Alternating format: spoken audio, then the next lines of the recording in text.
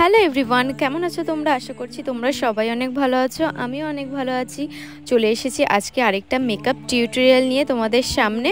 ডেটটা ছিল 21 এপ্রিল, আর দিদিকে সময় দেওয়া ছিল 4টে, কিন্তু সেদিন এত বৃষ্টি হয়েছে, বৃষ্টির কারণে দিদির আস্তে আস্তে সেই 5:45 বেজে গেছিলো।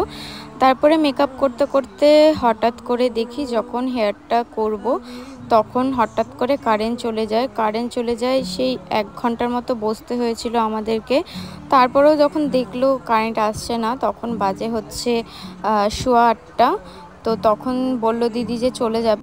কারেন্টটা চলে যাওয়ায় আমি আমার মন মতন এবং দিদির মন মতন হেয়ার স্টাইলটা করতে পারিনি। তাতে দিদিরও কিছুটা মন খারাপ হয়েছিল আর আমারও কিছুটা মন খারাপ হয়েছিল যে হেয়ারটা খুব ভালো করে করতে পারলাম না। যাই হোক, এসব তো আর আমাদের হাতে থাকে না। আর তোমাদের কার কার সাথে এরকম ঘটনা ঘটেছে অবশ্যই কিন্তু কমেন্ট করে জানাবে যে মেকআপ করতে করতে কারেন্ট চলে গেছে।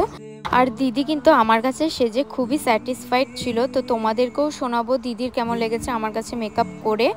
আর আমাদের কিন্তু ব্রাইডাল বুকিং চলছে, প্রচুর প্রচুর অফারও চলছে। তো তোমরা যদি চাও আমার কাছে তোমাদের বিশেষ দিনে সাজতে, তো আমার সাথে ইনবক্স করতে পারো।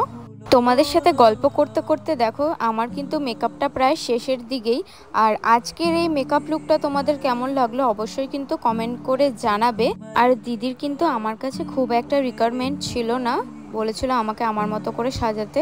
ফাইনালি কিন্তু ফুল মেকআপ আমার একদমই ডান।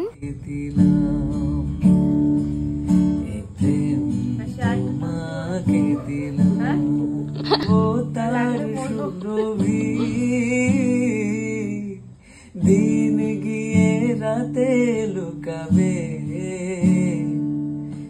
মুছো না গো আমারি ছবি, তুমি ভুলো না আমার নাম, তুমি চোখের আড়াল হও, কাছে কি বাদুর। আর আজকে কিন্তু আমি তোমাদের সাথে step by step full makeup tutorial share করলাম। কেমন লাগলো মেকআপ টিউটোরিয়ালটা অবশ্যই কমেন্ট করে জানাবে।